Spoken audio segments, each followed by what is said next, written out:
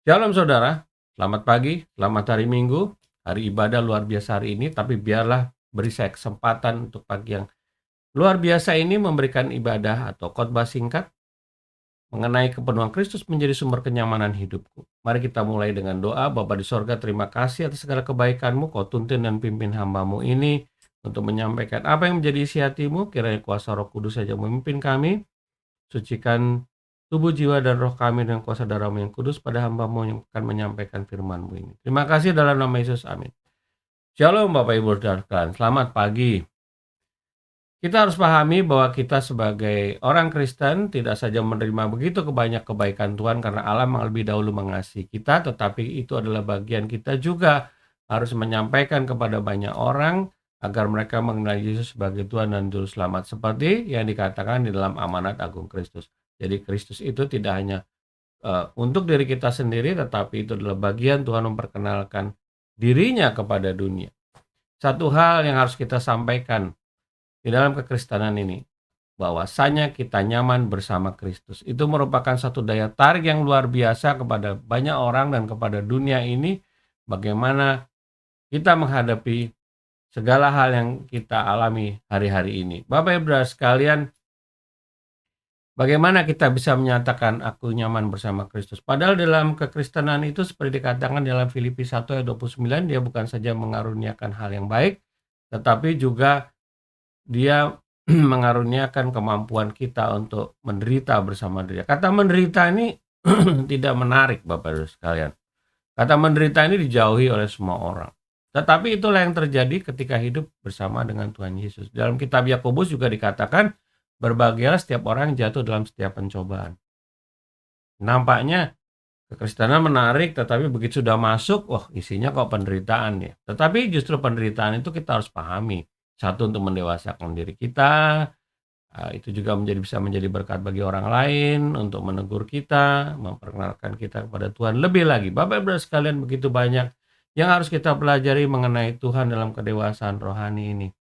Tetapi yang luar biasa bahwasanya Rasul Paulus juga mengatakan ketika dia mau mendeklarasikan diri aku nyaman bersama Kristus, dalam 1 Tesalonika 5 ayat 15 sampai dengan 18 dikatakan, jangan membalas kejahatan dengan kejahatan, bersukacitalah senantiasa, tetaplah berdoa, mengucap syukurlah karena semua itu berkenan di hadapan Allah. Oh, luar biasa Rasul Paulus ini mendeklarasikan imannya bahwasanya dia nyaman hidup bersama Kristus.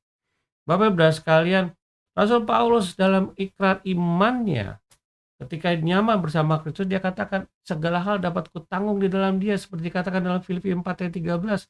Bahkan di dalam kitab Korintus dikatakan pencobaan-pencobaan yang kita alami adalah pencobaan-pencobaan biasa, tidak melebihi kekuatan kita, dan Tuhan memberikan jalan keluar Bapak-Bapak sekalian. Oleh sebab itu tidak ada alasan bagi Rasul Paulus hidupnya tidak nyaman bersama Kristus. Tetapi bagaimana dia bisa melaksanakan seperti ini sehingga kita pun hari-hari ini bisa berkata kepada semua orang, aku nyaman bersama Kristus. Kekristenan itu luar biasa. Kekristenan itulah paling enak deh.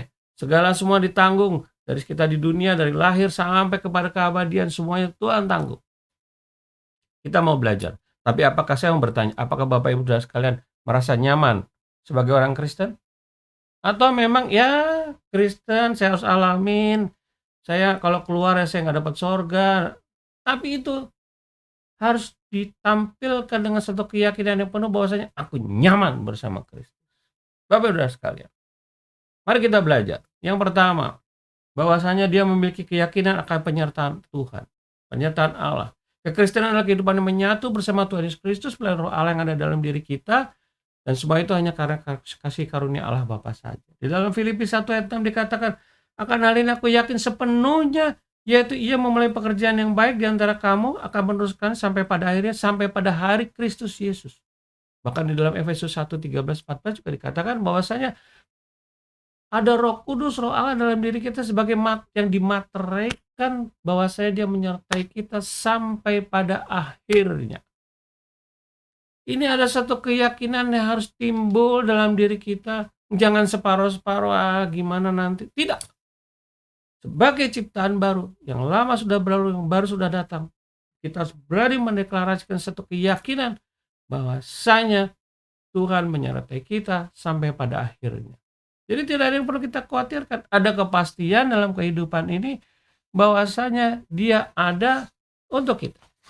Bahkan dalam Yohanes 14 ayat 2, Tuhan Yesus sendiri mengatakan, "Aku telah menyiapkan tempat bagimu di sorga di mana aku ada."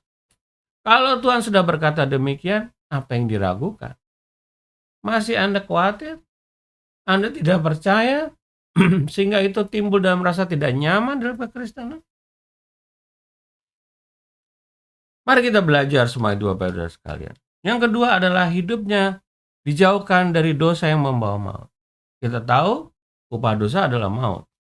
Walaupun kita sudah percaya, kalau kita ternyata masih hidup dalam kehidupan yang lama, kita masih membiarkan hidup kita tidak mengalami perubahan dan pendewasaan untuk menuju kesempurnaan seperti halnya Tuhan Yesus, kita harus berhati-hati.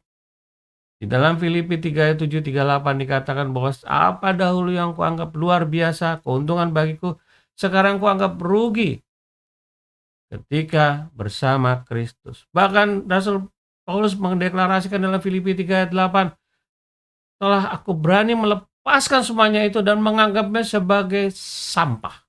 Sampah dibuang supaya aku memperoleh Kristus. Bapak Ibu sekalian, ketika kita sudah menjadi ciptaan yang baru, dosa kita sudah hilang. Dan bibit dosa sudah tidak ada lagi dalam diri kita. Ini bagus. Karena apa? Kita tidak akan tersandung lagi pada hal-hal yang lama. Kita dibukakan jalan yang memang membuat kita hidup dalam kebenaran. Inilah yang luar biasa.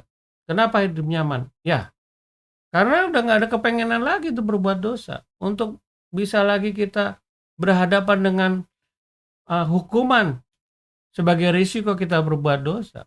Tidak ada lagi beban akibat kehidupan kita yang lama. Semuanya sudah diangkat ketika Yesus mati di kayu salib. Terangkat. Lepas. Kita orang merdeka. Bebas melakukan segala kebaikan tanpa ketakutan. Aku nyaman bersama Kristus karena aku dijauhkan dari dosa. Bapak Ibu sekalian. Yang ketiga, hidup dalam pemeliharaan Allah secara materi di dunia. Nah, ini seringkali pokok persoalan. Kita meninggalkan iman kita karena masalah-masalah ekonomi, masalah-masalah materi.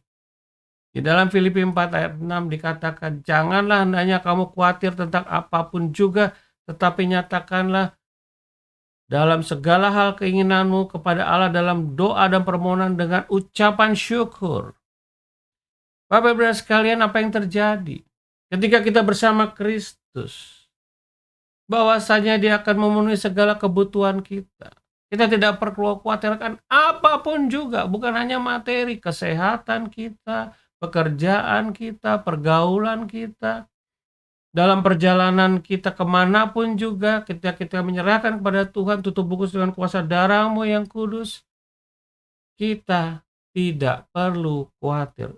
Seringkali kekhawatiran kita membuat kita salah dalam mengambil keputusan. Kita dibayang-bayangi atas segala sesuatu yang belum terjadi. Dan hal itu belum tentu juga akan terjadi. Karena yang tahu semuanya itu hanya Tuhan saja. Bapak Ibu sekalian, marilah hari-hari ini kita berani mendeklarasikan iman kita. Aku nyaman bersama Kristus. Kenyamanan dalam diri kita juga akan membawa kenyamanan bagi orang lain. Damai sejahtera dalam diri kita juga membawa damai sejahtera bagi orang lain. Sehingga banyak orang mulai merasakan kenyamanan itu. Mereka rindu untuk mendapatkan kenyamanan itu. Mereka ingin mendapatkan kenyamanan itu. Akhirnya mereka mengenal Yesus sebagai Tuhan dan Juru Selamat. Bapak Ibu sekalian, marilah hari-hari ini, jangan berpikir kenyamanan ada dalam diri kita ini atas segala berkat daripada Tuhan, tetapi juga kenyamanan harus kita wartakan, kita sampaikan kepada dunia. Ingat, memberitakan kabar ini. Kabar baik yang harus kita sampaikan kepada dunia. Aku hidup nyaman bersama Kristus. Tuhan Yesus memberkati. Mari kita berdoa. Bapa di sorga, terima kasih. Kami dipenuhi dengan kuasa-Mu, dengan urapan-Mu, kepenuhan-Mu Tuhan. Dan biarlah hari-hari ini hati kami terus mendorong lidah bibir kami. Kuasa-Mu yang luar biasa, Roh-Mu yang memberikan kami kekuatan, bukan ketakutan. Memberanikan kami mengatakan, aku nyaman bersama Kristus dalam kehidupan ini. Terima kasih Bapa di sorga.